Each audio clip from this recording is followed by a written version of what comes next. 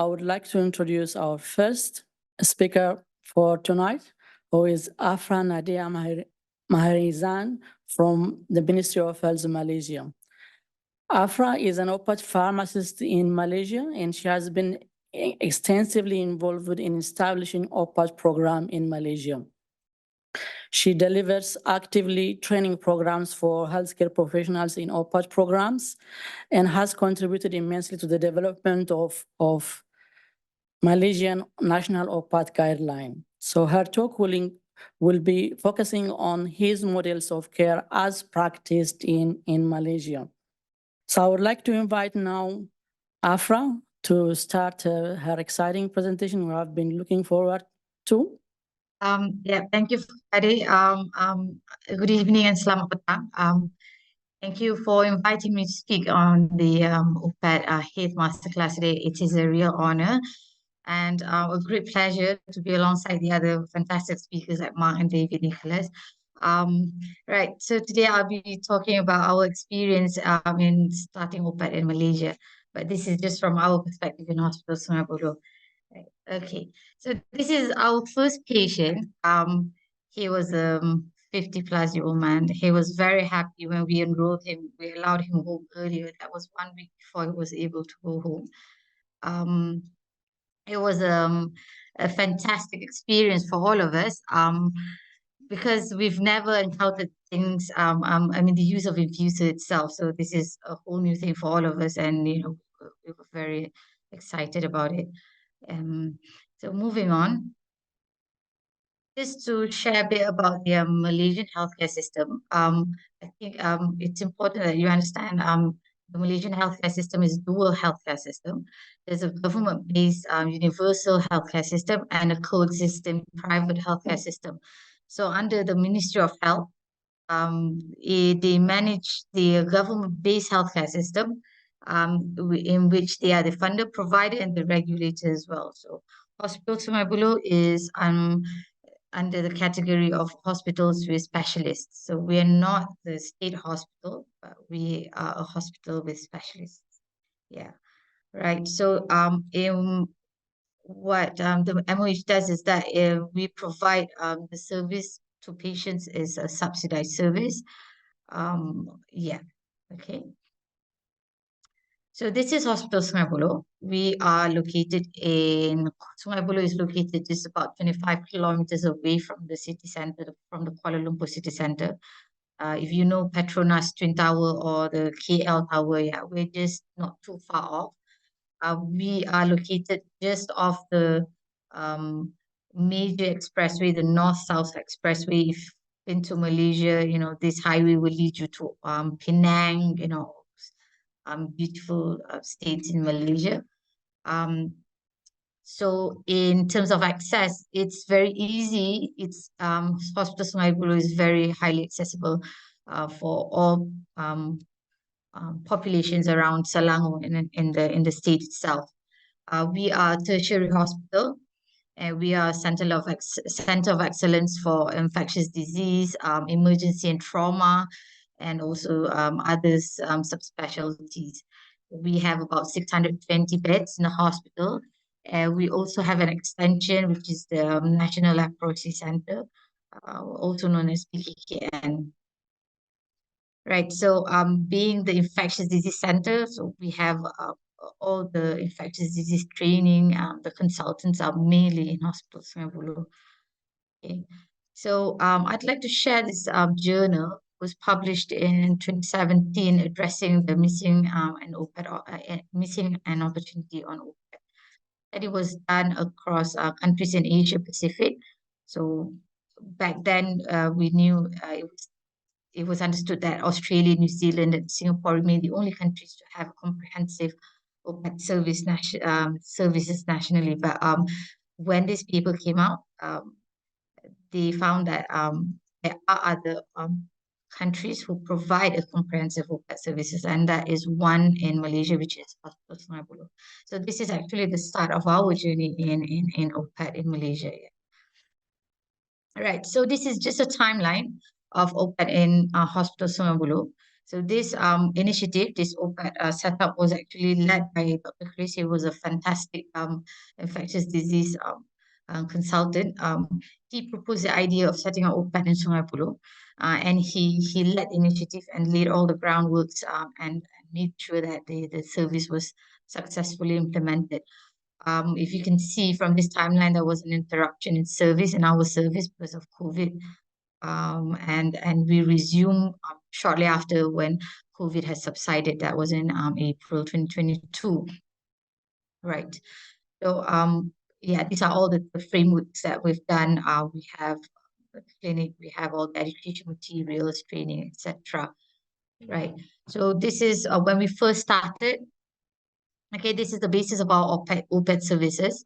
We, of course, we only have, we apply the infusion clinic model, by which the patient would have to come to the hospital every single day until they complete the OPAT, until they complete their antibiotic course.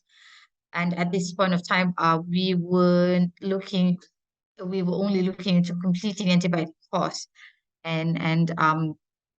At this, when we first started, the service was quite limited to only patients from the medical department.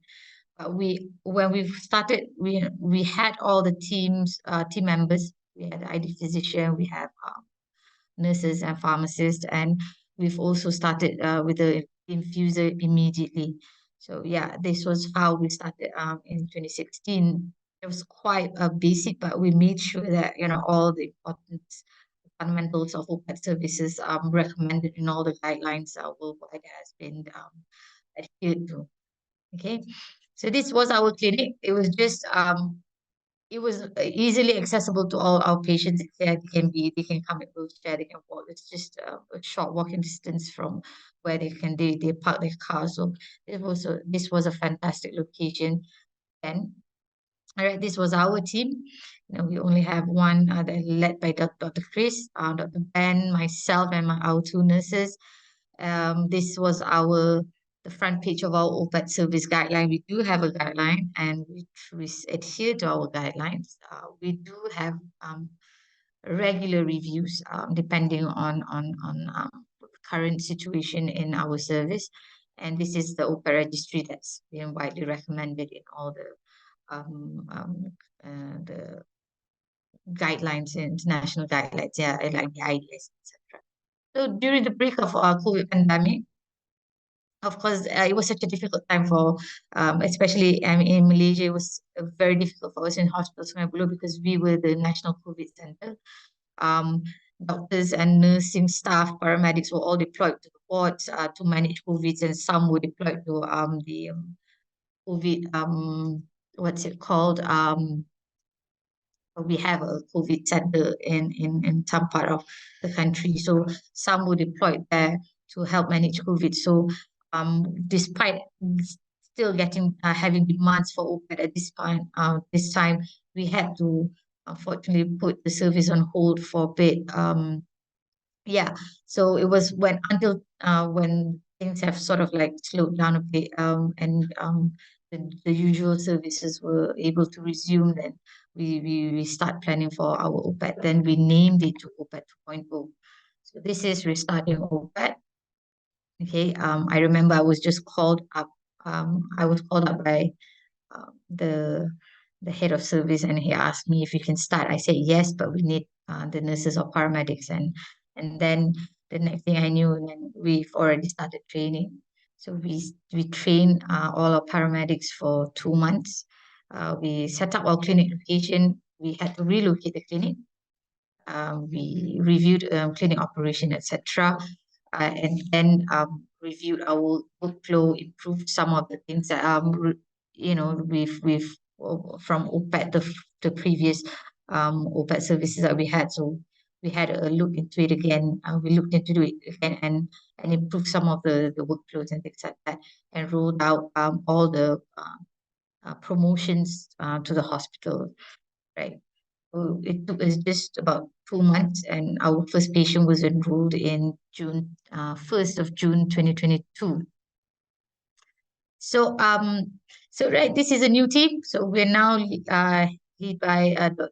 Suresh. He's the head of Infectious Disease Services, Ministry of Health. And then we have Dr. Ben here, Dr. Arisa. She's our ID consultant. She has great interest in OPAT because she was trained in Western Australia, and she's very familiar with HITH. So, I mean, we're very happy that and we're very happy to have her to lead our team. And then there's myself and Adam. He is our other fantastic OPAT pharmacist and our paramedics. There's 5 of them, but one of them is on the photo, unfortunately. Right. This is our new OPAT clinic. We now have a larger clinic, so I think it's more comfortable for patients and it's easier for the paramedics to do their work. Okay. This is the training that we've provided to all the paramedics when we restarted the service. We even had a training for the aseptic pharmacists in terms of the use of the infuser, sorry. And then these are part of the trainings that we've provided, a hands-on training for all our paramedics. This is them using manipulating the PICC and trying to getting that familiarize themselves the infuser. So these trainings we feel that it's very important because we want, by the time we start the service, we wanted them to be well prepared, have enough and adequate skills and knowledge in managing patients under OPAT. It's not just about giving the antibiotics, but providing care, ensuring that the patient will go home day in, day out, and they will be safe receiving treatment in our center. Right. So these are part of the OPAT promotion materials that we have in hospitals. So these are just some of it. We've rolled out CMEs across the hospital. We've done department CME as well. And we do OPAT promotion through AMS rounds. So yeah. So this is just some data on our OPAT utilization since the start of it. Yes, I understand it's not comparable to how some other countries are doing, but I think these numbers reflect the OPAT model that we adopt. Okay, but starting last year and this year, I think we've sort of we're gearing up. We're looking into more opportunities for enrollment, not just from the ward, maybe from the clinics and from the emergency department. So we've already have some plans laid for 2024, hoping that we can increase the number of patients and increase the days under OPAT. Right, and especially now that we have permanent team members, it makes there is some stability in terms of the dynamics in the team. So I'm sure with what we have now, I think we're able to move forward and faster, and we can do far greater things. Right. So these are the types of antimicrobial agents that we've used. Of course, ceftriaxone is a commonly used antibiotic. These are the types of infection that we've treated. I'm just laying it down. I didn't actually break down in terms of portion of how many percentage that we've treated so far. Right. So this is the OPAT outcome. The all-cause readmission rate in hospital Sungai Buloh was about 7%. Okay. Unfortunately, this is how we report our data. At this point of time, we didn't have a comprehensive or a detailed outcomes monitoring or outcomes reporting, but starting 2024, based on all recommendations that available, worldwide, I think we will start to report in terms of infection outcomes and I mean in a more detailed reporting, and instead of just how many completed and how many were readmitted. But looking at the all-cause readmission rate, I understand that there is no international standard. Just comparing to how other countries are doing, I think we do believe that 7% is an acceptable range, and in fact, we did not have any patients who died during the OPAT services yet. So these are the challenges. Of course, I know OPAT referrals is an issue. We do, yes. I would like to reiterate that low OPAT referrals would is partly because we are an infusion clinic. We do not provide self OPAT or home OPAT. We do not have a networking in terms of providing care. As extensive as example in the UK where they have the community OPAT. So I think with that because of that I think OPAT referrals, getting OPAT referrals is still a challenge. So yeah, again, like I said earlier, we are looking into ways on how we can increase our number of referrals, and in fact I think starting middle of last year or earlier last year, we started to enroll patients with more complex infection. And I think that sort of like um, I mean that is a change in that shows like we are shifting in terms of providing in terms of our the cases that we want to handle. It's not just simple cases that we feel that we can just treat, but we're looking also into treating complex and infection, and we know that we can actually do it. Okay, so point number two is high cost for PICC. Yes, this is an issue in Malaysia because patients would have to pay for their own PICC, and it costs about 500 or 600 ringgit. And we know that some patients cannot afford to purchase a PICC. So for this coming year, we're looking into affordable alternative. We're trying to get midline catheter in, and I think that would be a bonus for patients who can't afford a PICC.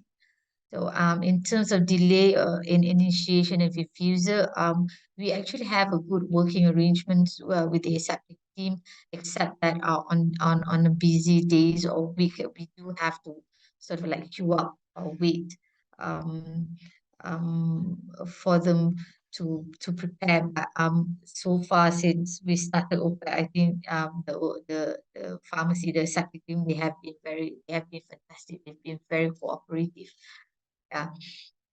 And point number four is one of the areas of interest for myself, which is the antimicrobial stability data. I think this is one topic that is widely discussed, worldwide. I still get calls and inquiries on this, which sometimes it's hard for me to explain. But I've listened to Jameson Corner speak, and those are all fantastic speakers, and the information shared were very valuable.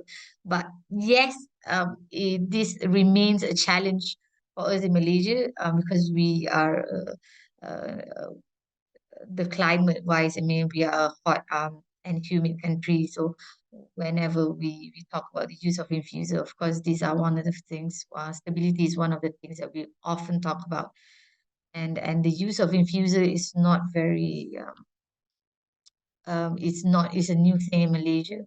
So it is also important that we have a good PKPD understanding on this. So yeah, this remains a challenge, especially when we want to um, train or provide information to other hospitals setting up OPAT in Malaysia.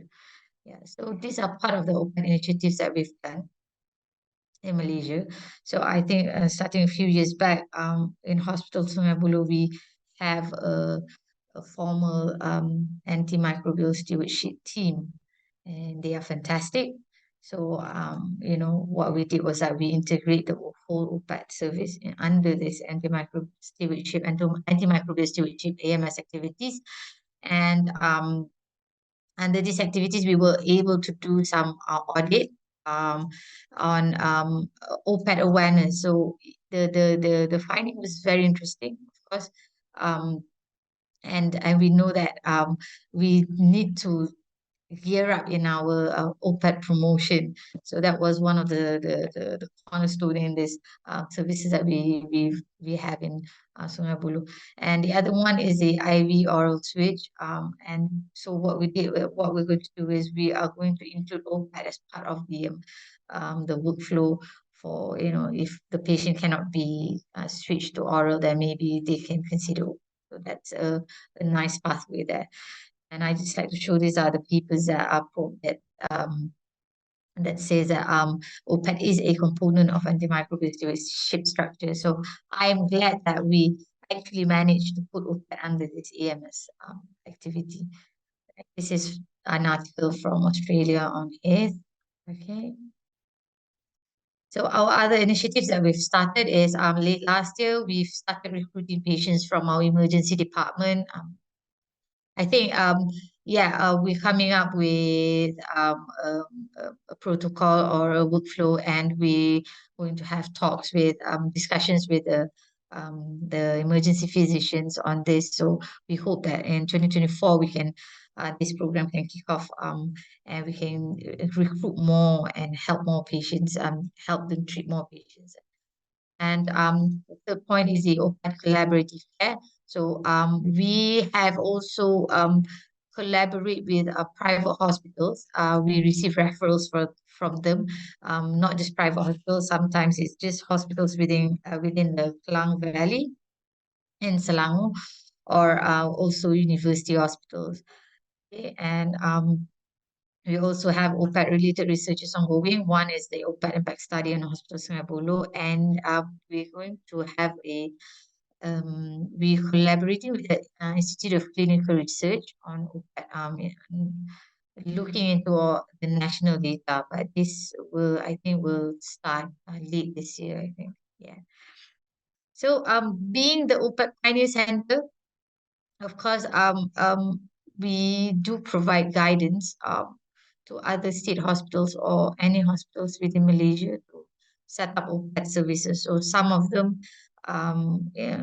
they do come to Sungai Buloh and look at look at our guidelines, look at how we run our service. And for the paramedics, we are the training center, and we provide training for these paramedics in OPAT. Okay, so paving the way, just like to show you, generally, this was until 2022.